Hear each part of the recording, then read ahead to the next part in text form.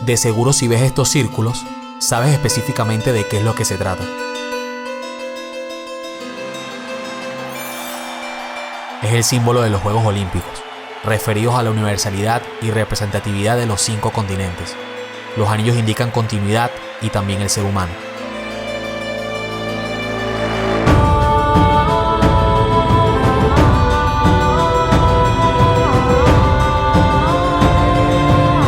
Los Juegos Olímpicos han sido inspirados y tienen su fundamento en los Juegos Olímpicos de la antigüedad del siglo VIII, organizados en la antigua Grecia, en la ciudad de Olimpia, realizados entre los años 776 a.C. y el 393 de nuestra era. Han sido el mayor evento deportivo internacional multidisciplinario en el que participan atletas de diversas partes del mundo. Los Juegos Olímpicos demuestran cuáles son los mejores atletas en diversas modalidades por país.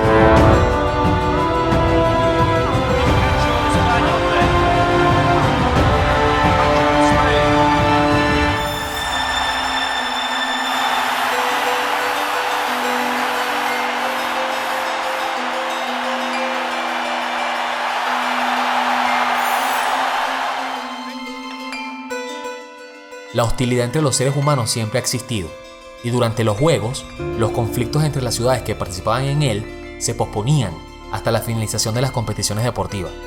Si una ciudad no aceptaba someterse a esta norma, quedaba excluida de la participación en los Juegos Olímpicos, y si, habiéndola aceptado, violaba la tregua, debía afrontar multas y sus representantes eran expulsados. En pocas palabras, dejaban los enfrentamientos a un lado y lo resolvían a través de los juegos o competiciones deportivas. En cada uno de los deportes de las Olimpiadas se pueden encontrar increíbles hazañas por los mejores atletas del mundo. Todo esto evaluado por un sistema de juzgado generalmente conformado entre 3 a 6 personas. Al inicio, el código de puntuación se basaba en un máximo de 10, en el que se consideraba imposible lograr una puntuación superior a 9,95. De hecho, en la gimnasia olímpica en particular, los tableros fueron diseñados para 3 dígitos, un entero y 2 decimales. Las empresas de marcadores electrónicos preguntaban: ¿es posible que alguien sacara 10? Del Comité Olímpico respondían: 3 cifras son suficientes, un 10 no es posible. En la historia del deporte ha habido juegos perfectos en el béisbol, temporadas perfectas en la NFL, como las de los Miami Dolphins de 1972, o hasta goles o pases perfectos, pero nunca una presentación completa había sido perfecta en la máxima justa del deporte. El 18 de julio de 1976, durante los Juegos Olímpicos de Montreal, ocurrió a solo 14 años de edad, que redefinió el concepto de la perfección en la gimnasia.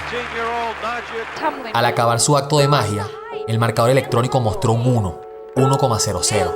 El público no lo podía creer, todos estaban atónitos con el resultado. Como habíamos dicho en el inicio, los aparatos no estaban preparados para dar la máxima calificación.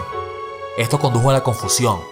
Incluso Comaneci y su entrenador no entendían qué pasaba, hasta que el locutor informó a la multitud eufórica que la nota real era un 10. Damas y caballeros, por primera vez en la historia de los Juegos Olímpicos, un 10 perfecto. Estallaron de nuevo, prolongados aplausos de los 18.000 espectadores, que celebraban así la primera calificación perfecta en la historia de la gimnasia femenina, Juegos Olímpicos. De hecho, existe una fotografía de prensa bastante icónica, que muestra a una Comaneci radiante, con los brazos levantados, al lado del marcador. Esta calificación de 10 perfecto fue el primero de otros 6 dieces que consiguió. Esa niña se convertiría en una auténtica prodigio de la gimnasia, consiguiendo las medallas de oro en las disciplinas de paralelas asimétricas y de barra de equilibrio, así como en la general individual. Sus ejercicios imposibles, de técnica exquisita, dificultad máxima y perfecta ejecución, cambiaron la gimnasia para siempre. Con ellos logró 5 medallas, 3 oros, 1 plata y 1 bronce. Y 4 años después, en Moscú, en 1980, añadió otras 4 a la cesta, 2 oros y 2 platas. Nadia Comaneci marcó el comienzo de una nueva era para los deportes femeninos. Hay que decir que fue la mejor gimnasta del siglo XX. Para muchos ha sido la mejor de todos los tiempos. Y que sus rutinas eran una seguidilla milimétrica de posiciones perfectas. Publicaciones de todo el planeta escribían su nombre casi siempre acompañado de la palabra perfección. Y que niños de todo el mundo la imitaban y la tenían como ejemplo. Era como lo que hoy en día son Messi, Usain Bolt o Federer. Pero no alcanzaba con decir esto para contar quién es. Quizás haya que decir también que Nadia empezó con la gimnasia olímpica porque le gustaba sentir el viento contra su cuerpo. Le permitía sentir libertad. Le gustaba sentir que su cuerpo cortaba el aire. La libertad de movimiento era embriagadora, dice en su autobiografía llamada Una carta a una joven gimnasta. Yo era una terca. Siempre me volvía loca conmigo misma cuando hacía algo mal. Me alteraba probablemente más yo que Vela. Se trata más bien de desafiarte a ti mismo. Si mis entrenadores me pedían 25 flexiones, yo hacía 50. Siempre fue intentar descubrirme a mí misma, conocer cuáles son mis límites. Fue una competición conmigo misma más que con los demás.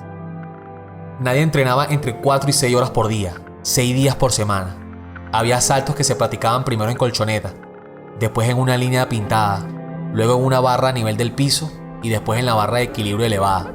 Pero, incluso cuando ya saltaba en la barra alta, cada día volvía a hacer todo desde cero.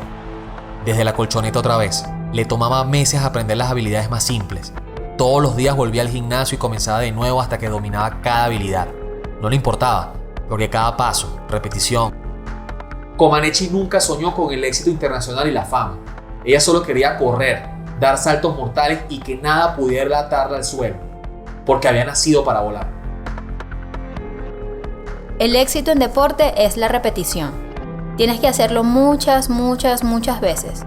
Pero antes de la repetición tienes que tener amor y querer realmente lo que vas a hacer. Un estado permanente, sino algo vivo.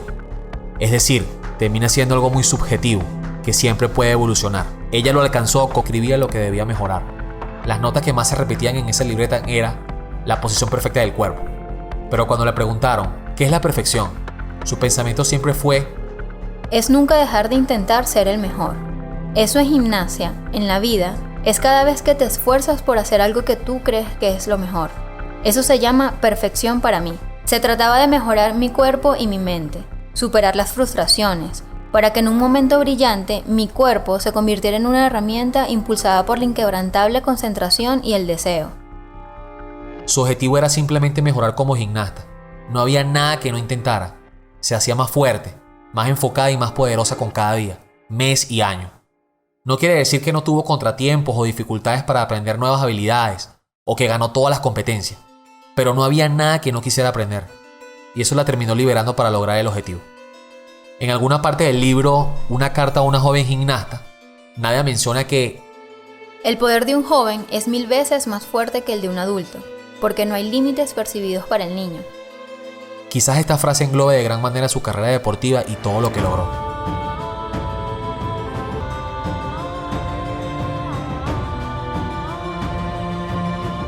Pueden pensar que es fácil hablar sobre Comaneci porque tuvo éxito en su deporte, pero en realidad hubo años en que no lo logró. Ella fue por cosas donde algunas veces las consiguió y otras no. Lo cierto es que el trabajo duro siempre te llevará a alguna parte. Si tienes un poco de talento y trabajas muy duro, entonces tienes la oportunidad de ser un gran ganador. Y si tienes una estrella de la suerte en tu mano, entonces puedes lograr tus objetivos. Pero por encima de todo, tienes que tener hambre para hacer algo increíble. La gimnasia es un deporte difícil, pero la vida es más dura. Lo que aprendí sobre ignorar a mis detractores durante mi carrera de gimnasia me ha ayudado. No sé si podría haber dejado a mi familia, arriesgar mi vida al desertar de mi tierra natal o haber encontrado una nueva vida en un país extranjero, si no hubiera luchado para superar los desafíos en el pasado. No importa si ganas medallas de oro, lo que importa es que te esfuerzas por ser lo mejor posible y luego luchas por ser aún mejor.